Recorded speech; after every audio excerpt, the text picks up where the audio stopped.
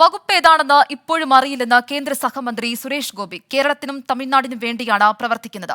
സംസ്ഥാന സർക്കാർ അഭിപ്രായ ഭിന്നത ഉണ്ടാക്കാതിരുന്നാൽ മതിയെന്നും സുരേഷ് ഗോപി പറഞ്ഞു. എനിക്ക് എന്റെ ആഗ്രഹം എന്താണെന്ന് എല്ലാവർക്കും അറിയാം. അത് തന്നെയാണ് എന്റെ ഉദ്ദേശവും. അത് ഞാൻ പറയും, ഇനിയും പറയും. നമുക്ക് ഫോറംസ് ഉണ്ട്. ഒന്നും ഒരാഗ്രഹവും ഇല്ല.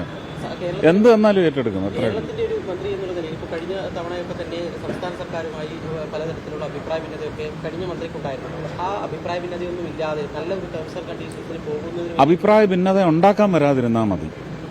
ഞാൻ കേരളത്തിന് വേണ്ടിയാണ് നിലകൊള്ളുന്നത്, തമിഴ്നാടിന് വേണ്ടി. ഉറപ്പായിട്ടും ആഞ്ഞു പിടിച്ചു നിൽക്കും.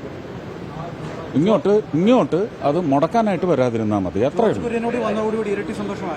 അല്ല, കുറച്ച് ജോലി പങ്കുവെച്ച് കിട്ടുമല്ലോ. വലിയ എളുപ്പമല്ലേ. രാഷ്ട്രീയവും മതവും നോക്കാതെ വികസനത്തിനായി പ്രവർത്തിക്കുമെന്ന് കേന്ദ്ര സഹമന്ത്രി ജോർജ് കുര്യൻ.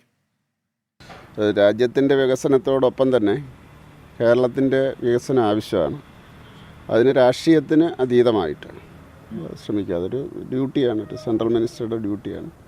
അതിനുവേണ്ടി ശ്രമിക്കുക. ആ കാര്യത്തിൽ സംശയമില്ല. എല്ലാവരുടെയും ക്ഷേമമാണ് നോക്കുന്നത്, എല്ലാ സമുദായത്തിൻ്റെയും ക്ഷേമമാണ് നോക്കുന്നത്. അതിനുവേണ്ടിയായിരിക്കും പ്രവർത്തിക്കുന്നത്. പിന്നെ കേരളത്തെ സംബന്ധിച്ചിടത്തോളം സുരേഷ് ഗോപി പടപൊരുതി ജയിച്ച ഒരു നേതാവാണ്.